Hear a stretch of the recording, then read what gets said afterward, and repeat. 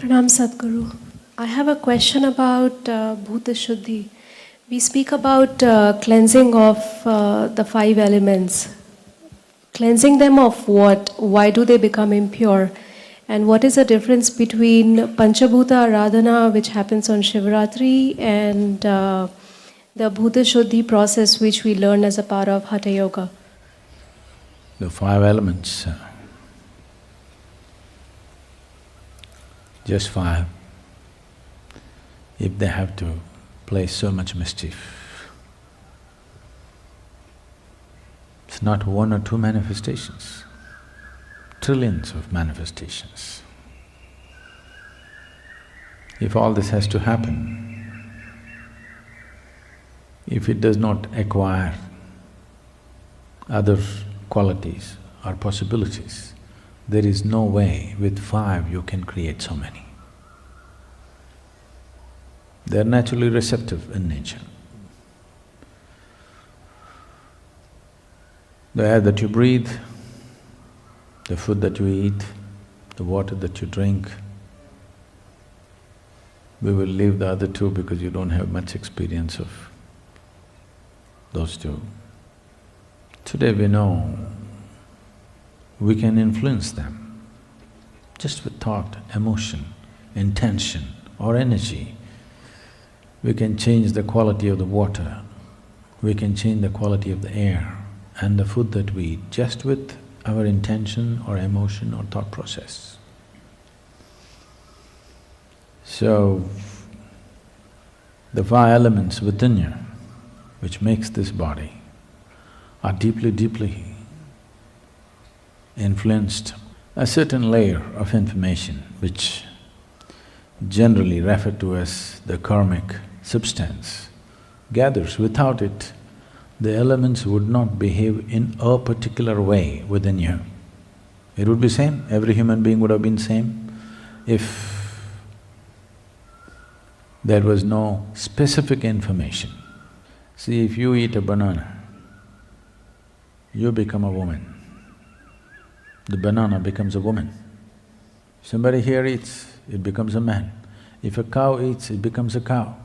Same banana. Banana is not so intelligent to make itself into a man, woman, cow, whichever animal consumes. It is a certain amount of information within you which transforms a banana into a woman or a man or a cow or an elephant or whatever for that matter. What you call as myself, individual self is essentially a certain volume of information. And the fundamental way that it is stuck onto you is through the elements, because there is nothing here apart from the elements. So, cleansing it is also about cleansing it and making it free of the accumulated information or the karmic substance. If this is not done, then you will be a strong individual, but you will never know how to breach this boundary that you have set for yourself. This is not some boundary set by the existence, this is a boundary that you set for yourself. If you cannot cross the boundary that you set up, that's a foolish way to live, isn't it? You set up a boundary without knowing why, and you can't cross it after some time. And you start claiming, this is how I am. This is, this is a common statement you hear everywhere. You ask them to cross some limitation, no, this is how I am. This is not how you are, this is what you made yourself to be. Now, cleansing becomes relevant when you want to extend yourself beyond these boundaries, when freedom and liberation becomes the goal of your life. If you want to be a concrete ball, there's no need to cleanse. There's no need to cleanse at all. So, concretization of karmic processes will make you rigid. Rigidity will bring enormous amount of suffering, enormous. You don't need a calamity to happen, you are a calamity by yourself. You do not need any external assistance. It's called self-help. Most people, when it comes to their suffering, they're all on self-help, you know. Nobody need to poke them. When was it last time that somebody physically poked you? Huh? When was it last time? Maybe when you were in school, somebody did this to you. After that, nobody is bothered about doing anything like that. Most of you, almost all of you have never been poked with a dagger or a sword, at the most a pin or a finger, nothing more. But for most of you in the last 10, 15 or 25 years, nobody has ever even poked you with a finger, because everybody is wary of you. Who's So, how much… if you look at the volume of suffering that you go through, anger, fear, hatred, jealousy, whatever else you go through, misery, whatever, how much has been caused from external agencies? How much is caused by you? If you look at it, it is a minuscule percentage which has been caused from external agencies. No, no, no, my mother-in-law said this, my boss said that. They are saying what they're saying, but they're not poking you. Physical suffering has not been caused to you from outside unless you're from Middle East.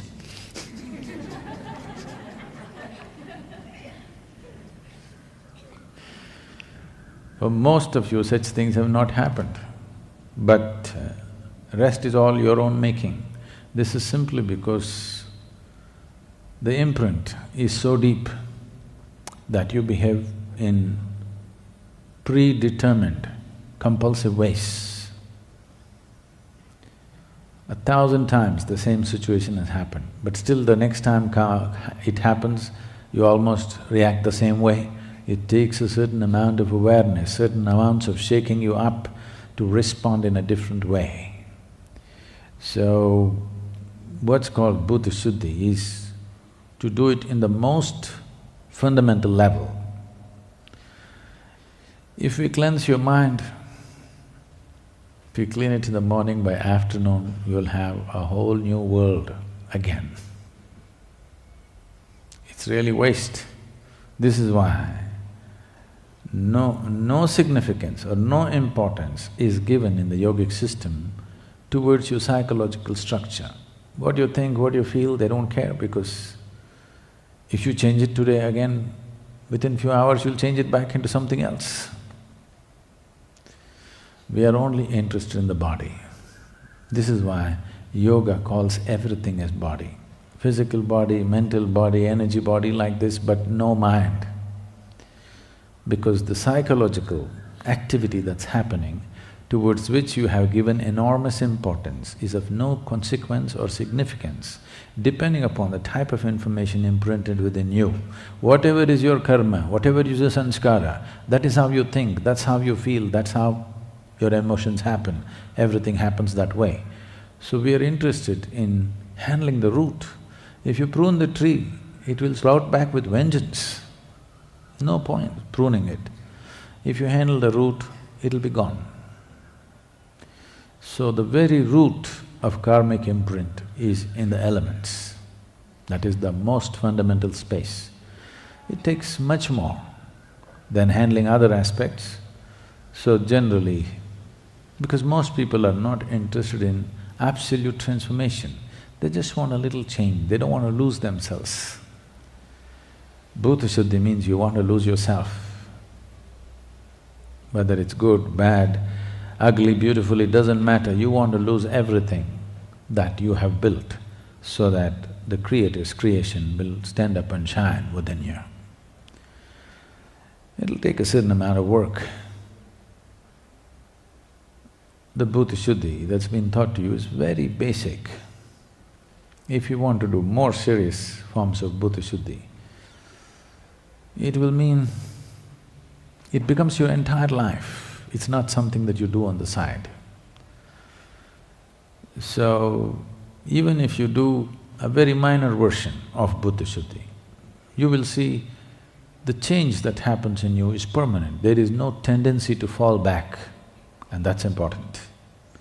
Otherwise, everybody changes for 3 days and again they fall back into the rut after some time. That will not happen when you assist whatever else you're doing with the Bhuta Shuddhi practice. Nadaradhana, the Panchabhuta Aradhana is another matter, that's a ritual. For those who are not willing to do sadhana, just to give them some benefit. That's the beauty of a ritual, that's the limitation of a ritual. Somebody else can conduct a ritual for you.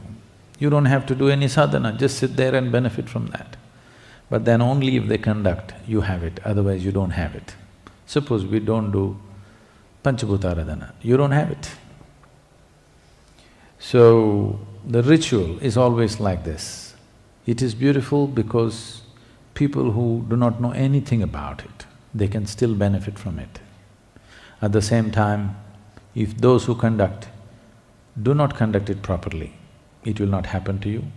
If they do not conduct it at all, it will never be available to you. But if you do Bhuta Shuddhi practice by yourself, if you're willing, you can keep it up and you will see as time progresses, its impact is undeniable. Above all, whatever it does, however small the practice is, whatever it does, there is no turning back. That's a very important aspect of Bhuta Shuddhi. If you, let's say 6 months you do asana, another 1 year you give it up, everything will be back as it was. 6 months you did pranayam, if it's a powerful process like Shakti Chalana Kriya, if you did,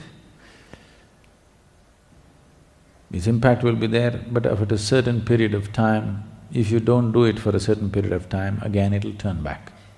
You meditate, you do shunya meditation for some time, if you don't do it for a certain period of time, slowly it'll turn back. But that is not the nature of Bhuta Shuddhi.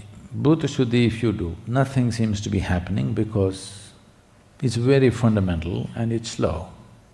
But whatever happens, it will not turn back. It stays with you, as long as you hold this body, it stays with you, it will not go because it's on a very fundamental level. That's the significance of Bhuta Shuddhi.